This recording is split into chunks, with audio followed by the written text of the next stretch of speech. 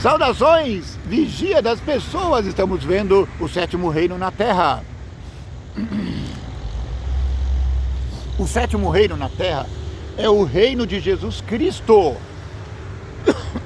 É o reino da profecia bíblica. Daniel disse que nos dias desse rei,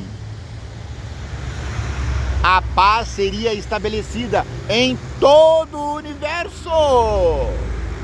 E que o rei Jesus, o Messias, seria o presidente vitalício dessa grande nação chamada Novo Israel.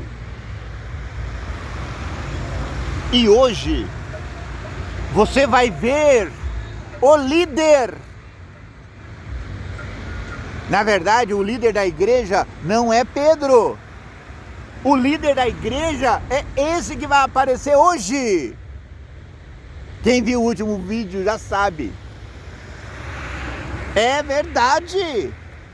Lembra aquele menino que segurava a capa? Aquele menino era estudioso. Ele era um bom estagiário. Ele estudava aos pés de Gamaliel. Gamaliel era um fariseu corretíssimo. Gamaliel protegeu os cristãos. Ele falou: não fica perseguindo, matando todo mundo não. Porque se é de Deus, você está dando murro em pontas de faca. E se não for de Deus, vai acabar por si só. Entende? E hoje você vai ver o campeão do cristianismo. Alguns críticos dizem que ele é mais cristão do que o próprio Cristo. É uma brincadeira, claro. Mas sabe aquele que ele fala, ele é mais realista do que o rei? Isso. Ele se tornou o campeão entre todos os apóstolos. E olha que ele nem era apóstolo. Porque eram 12 apóstolos. Apóstolos são aqueles que viveram aos pés de Jesus. Discípulos são todos aqueles que, ao aprender, saíram pelo mundo a anunciar. Mas os apóstolos, aqueles que viveram 3 anos e meio com Jesus. Mas Paulo foi chamado apóstolo. Eu vi ele várias vezes se auto-intitulando apóstolo. Eu não lembro de ter lido na Bíblia alguém o colocando como apóstolo. Mas vamos ver. A partir do capítulo 9 de Atos, Lucas fala desse jeito.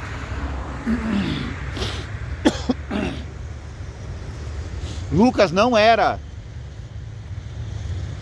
apóstolo.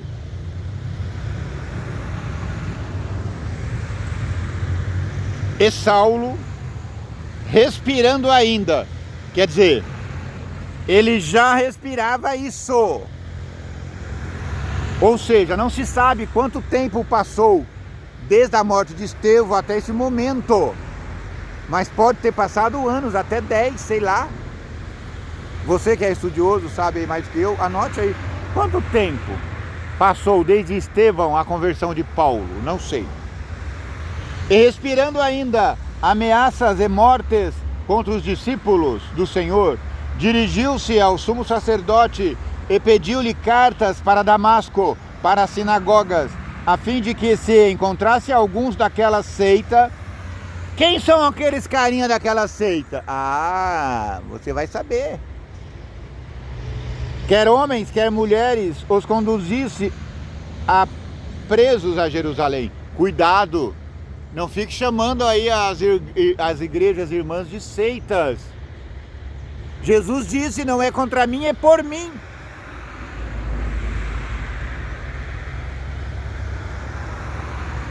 Então ele falou assim, ele era saduceu, fariseu já formado, já devia se tornado mestre.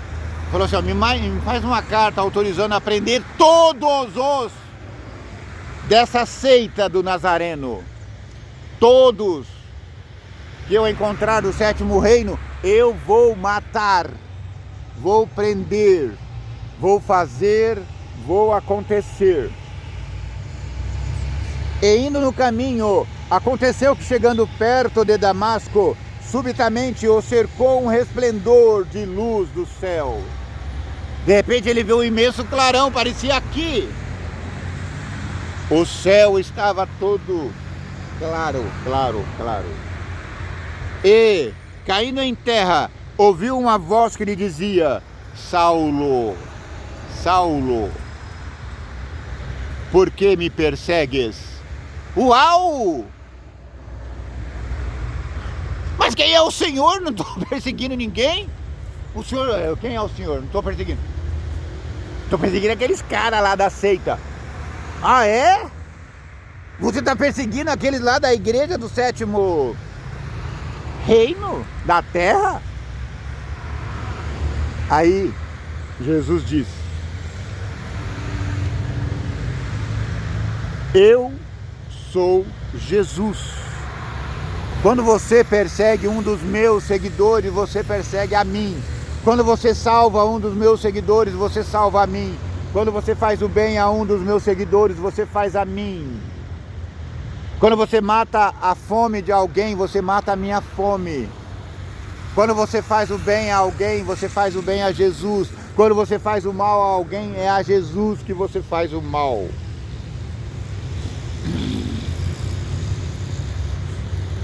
Duro é para ti recalcitrar contra os aguilhões. Eu não entendi essa frase.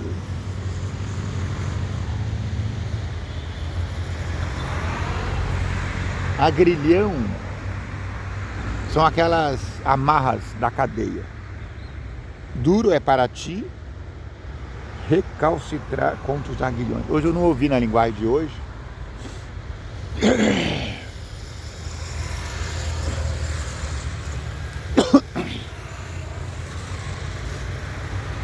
Mas aqui, vamos trocar em miúdo, vamos tentar entender.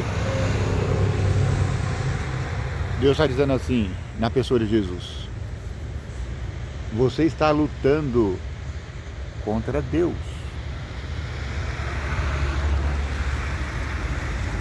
E ele, tremendo, atônito, disse: Senhor, o que queres que eu faça? Você está vendo? Ele não se converteu, porque ele já era convertido, porque ele era cristão. Saudações, meus irmãos, vão com Deus. Entra lá, canal Vigia das Pessoas. Sim.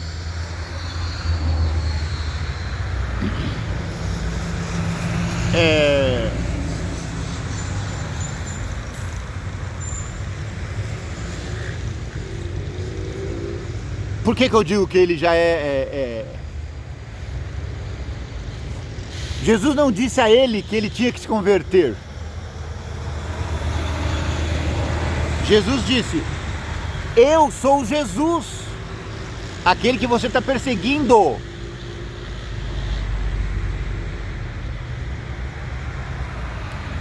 Mas Jesus reconheceu no coração dele que ele tinha zelo pela causa de Deus. Quando ele estava matando, perseguindo cristãos, ele não estava matando na cabeça dele os seguidores de Jesus. Ele estava matando na cabeça dele pessoas que perseguiam, que atrapalhavam a vida de Israel. Porque na cabeça dele, Israel era o povo de Deus. Então esses cristãos estavam do outro lado. Aí Cristo disse para ele: não, meu amigo, eu sou de Israel. Eu fiz aqueles milagres que você viu aí. Mas a minha terra me rejeitou. Então, eu estou juntando aqui o novo Israel. Ele entendeu na hora e falou: o que quer que eu faça, Senhor? É só isso, não tem mais nada.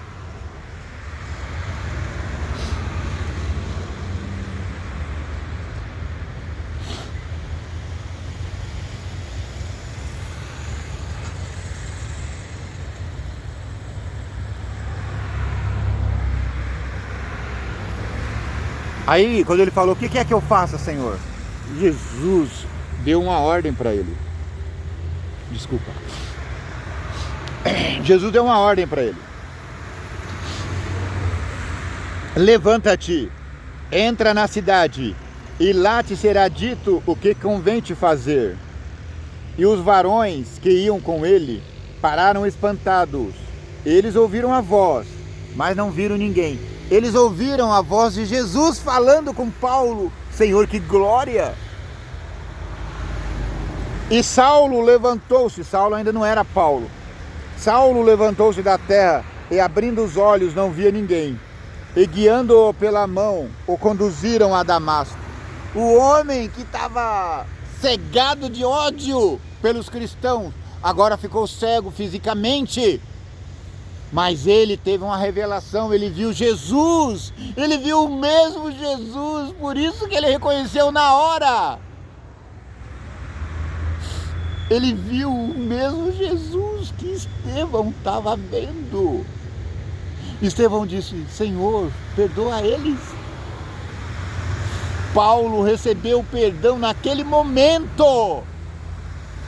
Quando ele respirava maldade contra o povo de Deus, ele já estava perdoado, porque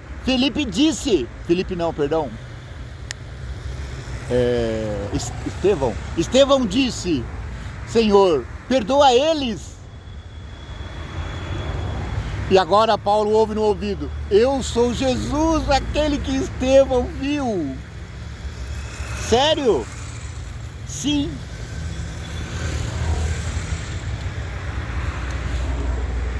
Ele entendeu tudo em 1 segundo. Nós já estamos aqui com mais de 500 vídeos. Se você ainda não entendeu, pelo amor de Deus.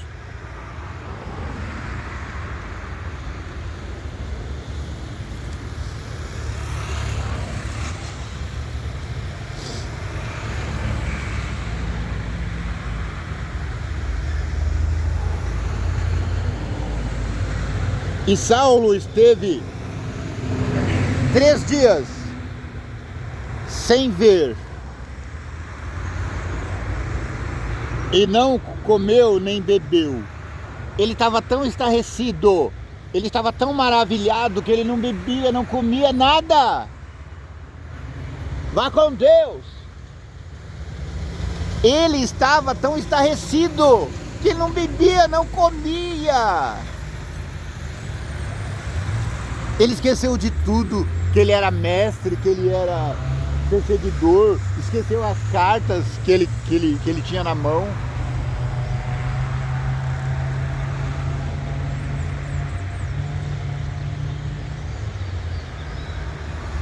Tinha um discípulo ali, em Damasco, chamado Ananias. Olha que nome interessante, hein? Ananias foi aquele homem que morreu no começo da igreja porque se negou a dar-se de todo o coração a Jesus. E agora existe em Damasco um servo chamado Ananias. Não é interessante?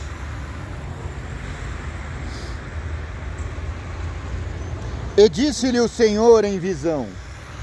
O Senhor que apareceu para Paulo, agora aparece para Ananias e diz: Ananias,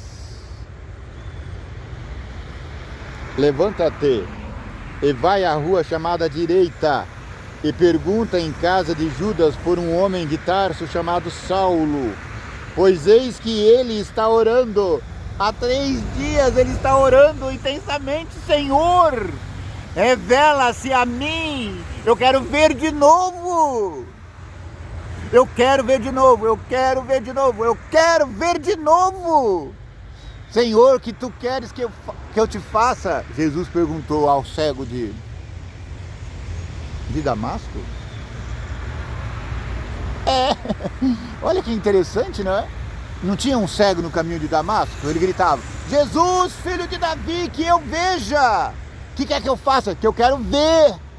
Agora Saulo está orando em Damasco: eu quero ver. Senhor, eu quero ver. Senhor, eu quero ver. Mas o que ele queria ver?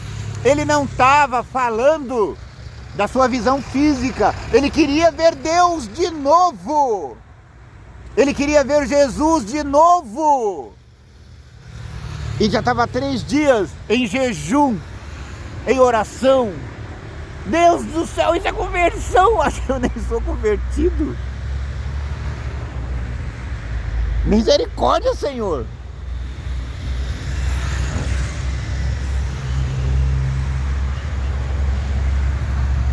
E numa visão, ele, Ananias, viu que entrava um homem chamado...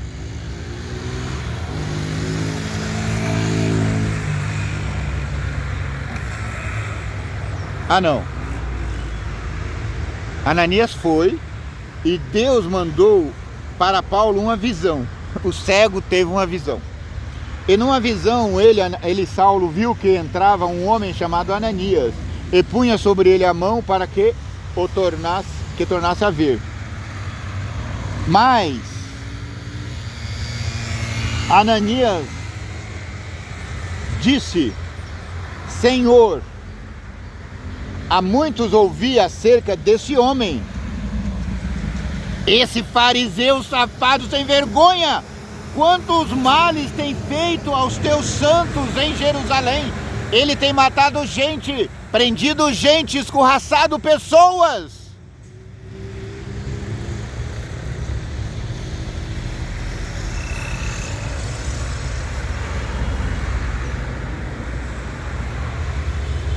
E aqui em Damasco, ele tem poder dos principais sacerdotes para prender a todos os que invocam teu nome. Ele tem carta lá do Sinédrio. Vá com Deus, minha irmãzinha. Ele tem carta do Sinédrio para prender todos que invocam seu nome, Jesus. O senhor esqueceu disso? Disse-lhe, porém, o Senhor: vai, porque este é para mim um vaso escolhido para levar o meu nome diante dos gentios e dos reis e dos filhos de Israel.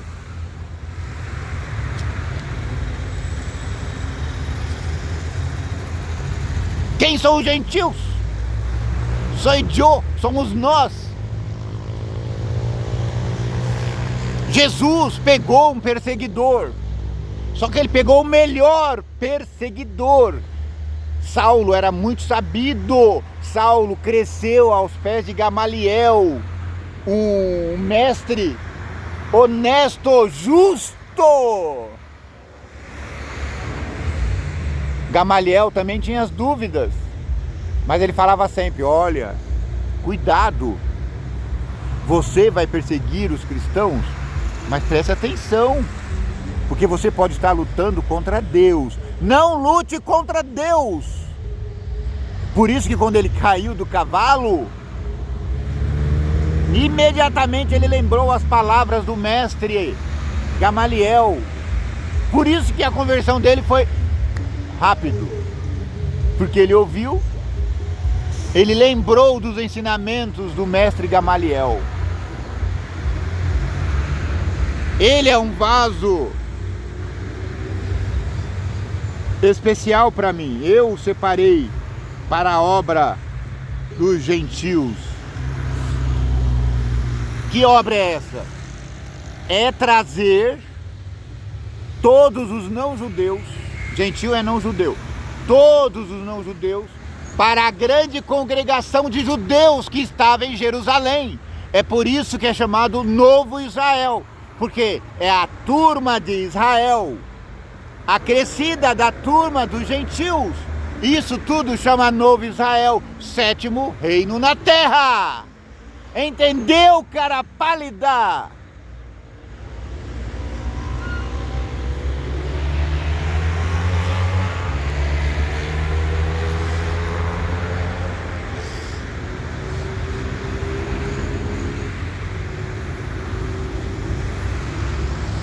E eu lhe mostrarei quanto deve padecer pelo meu nome. Eu vou mostrar a Paulo que ele vai sofrer em nome meu, por amor de mim. E Ananias foi, entrou na casa e impondo-lhe as mãos, disse: irmão Saulo, o Senhor Jesus, que te apareceu no caminho por onde vinhas, me enviou para que tornes a ver e seja cheio do Espírito Santo. Amém.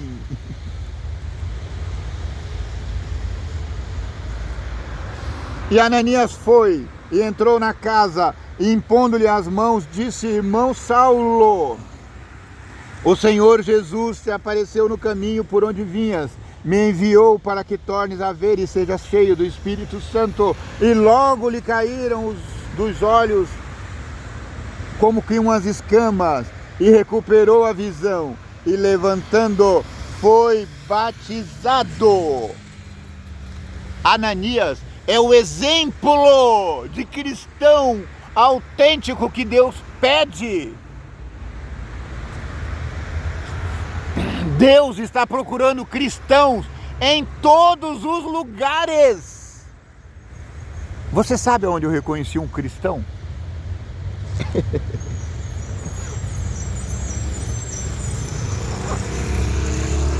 No lugar menos provável. Sim.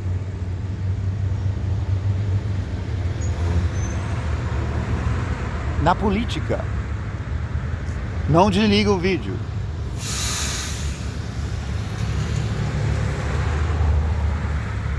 O cabra era pobre de marré.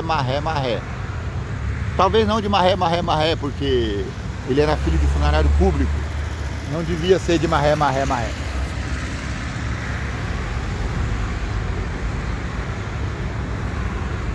Aí ele passou de R$0 para uma fortuna incalculável. E eu estava vendo uma entrevista dele e eu não sabia até então. Não sabia. E ele disse: eu sou cristão. Como é que eu entendi que ele era cristão? Porque ele falou assim: olha, eu não frequento nenhuma igreja, mas eu creio em Deus como meu Salvador. Eu creio em Jesus. Eu fiquei besta de ver uma pessoa comum. Porque você fazer essa confissão de amor a Jesus, vá com Deus, meu irmão. Fazer essa confissão de amor a Jesus pode até perder voto. Porque o cristão, vai com Deus. O cristão não gosta de se envolver nesse campo, porque é problema. Mas como que eu vi que ele era cristão de verdade? Ele fala sobre um evento que ele estava dando. Ele é professor, sei lá, coach, dá treinamento. O homem ganha dinheiro na internet que nem água. Eu fiquei bestificado. Ele disse que ganha R$40 mil por dia na internet e com suas empresas. E aí o Igor, o entrevistador, falou assim: mas eu tô sabendo que você tentou curar uma paralítica. Eu não conheço essa cena, mas eles estavam comentando. Depois eu vou até procurar na internet, porque eu achei interessante. É interessante, gente. Aí ele disse: não, eu não queria fazer aquilo, mas de repente a menina pediu oração. Ela queria ser curada. Ele falou: e eu fiz a oração e ela não se curou. Não sei. Mas isso faz dele menos cristão? Não. Isso só demonstra que ele é um ser humano que tem alguma sensibilidade. Porque senão ele falou: eu poderia ter passado o caso para trás e entregado o caso aos assessores, porque não tem sentido. Não era uma reunião religiosa, era uma reunião de estudo secular. Mas a menina viu em mim um ponto de salvação. E aí eu entendi ele, sabe por quê? Eu sou um homem simples também. Eu admiro pessoas que fazem milagres, mas eu nunca fiz. Nunca. Agora, eu nunca neguei oração para a pessoa. Até que eu sou homem de oração desde 2007, assim. Eu sempre fui de oração, claro, mas Em 2007 eu entendi que nós precisaríamos interceder por outras pessoas. Por isso é que eu intercedo aqui, por você, por todos os que estão no grupo. Tem um grupo especial que eu chamei de 9 minutos, e eu intercedo, às vezes nominalmente, às vezes eu não lembro o nome de todos, mas eu sei que existe esse grupo seleto. E aí acontecia, a pessoa pedia oração, eu marcava no caderninho. E muitas vezes a gente acabava esquecendo. Falar, meu Deus, esqueci de orar por aquela pessoa. Aí como é que eu faço agora? Às vezes eu já passei por vexame. Sim, meus irmãos. Mas como é que eu faço? A pessoa pediu oração, na hora eu oro. E muitas vezes isso parece ridículo. Mas eu não ligo de ser ridículo. Eu oro, Senhor, cura essa mulher. Eu teria... Por isso que eu falei que eu valorizei ele. Porque eu teria orado também. Ela queria ser curada. Senhor, cure ela. Então eu achei bem sincero da parte dele.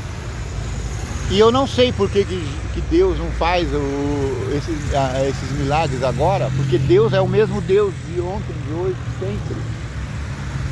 Ele fala que falta fé. Eu não sei, falta fé. Estamos desfesados. Não sei. Eu deveria saber, eu sou diácono há 30 anos. Será que eu não tive crescimento espiritual necessário? Será que Deus ainda tem alguma coisa grande preparada para mim? Não sei. O que eu sei é verdade. Jesus Cristo é o nosso Rei, Senhor, Deus Supremo, superior, capaz de curar.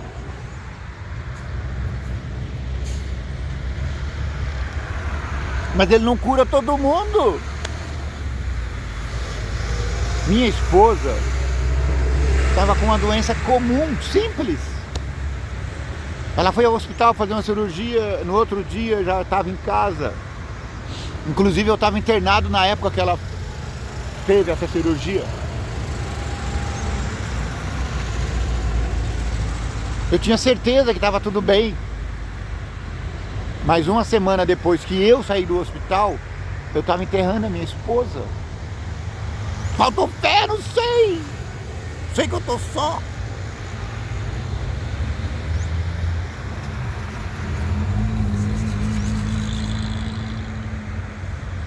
Eu amava muito a minha esposa, ela me amava demais. Ela morreu tão rápido que no forno ela deixou uma fornada de pão de mel. Quem conhece ela sabe que ela era cozinheira de mão cheia. Pão de mel. Eu guardei alguns lá em casa. Isso aí. Falta de educação, né? Ficar comendo na frente dos irmãos. Mas quem fez esse pão nunca mais fará para mim. Minha esposa fez esse pão na semana que ela faleceu. Ela fazia assim mais fininho, porque eu gosto de pão bem torradinho, tá vendo? Sim, esse pão tem mais de... Não faça isso em casa! Esse pão tem 13 meses. Eu guardei alguns, tá lá num potinho guardado em casa.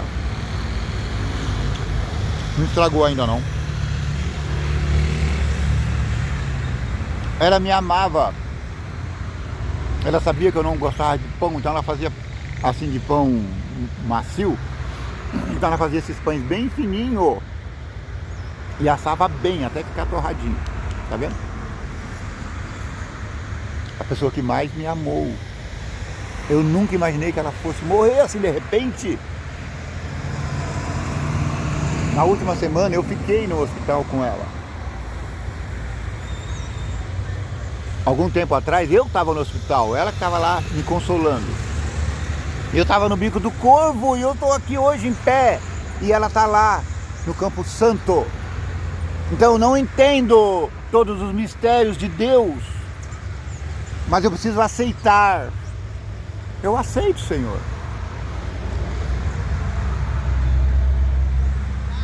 Eu não preciso ver milagres para saber que Deus é Deus. Eu queria ver, mas eu não preciso.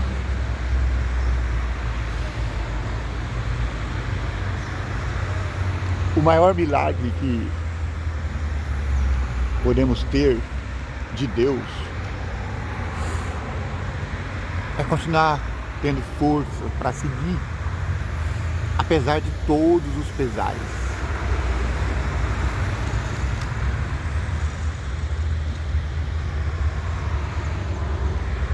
Nunca comi pão tão delicioso.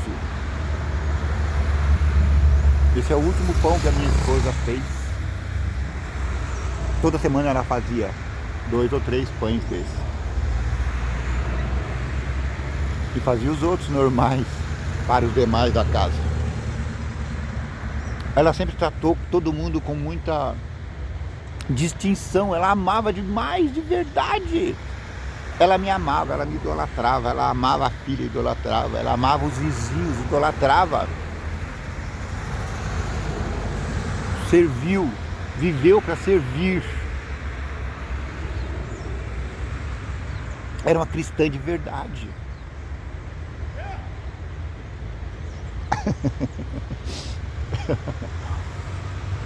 Tem um bicicleteiro que passa aqui, ele passa gritando na rua. Aquele lá, ó. Ele passa gritando na rua, tá vendo? Ele grita, assusta os pedestres. É claro que os pedestres estão na via bike, mas em vez dele tocar uma buzininha, ele grita.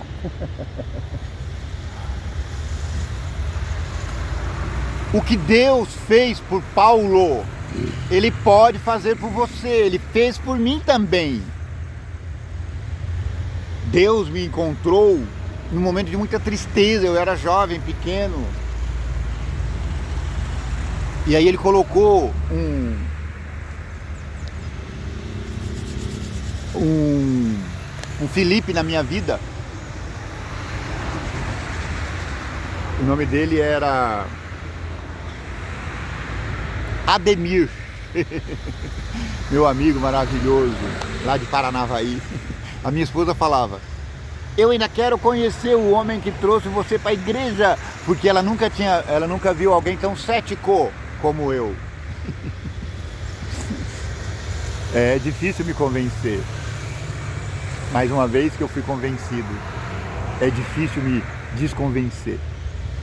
Eu sou convencido que Jesus Cristo é o Rei do 7º reino na terra. Que o vigia das pessoas te abençoe e te guarde. Que o vigia das pessoas tenha misericórdia de ti. Que o vigia das pessoas faça resplandecer o teu rosto sobre ti. Que o vigia das pessoas te dê paz.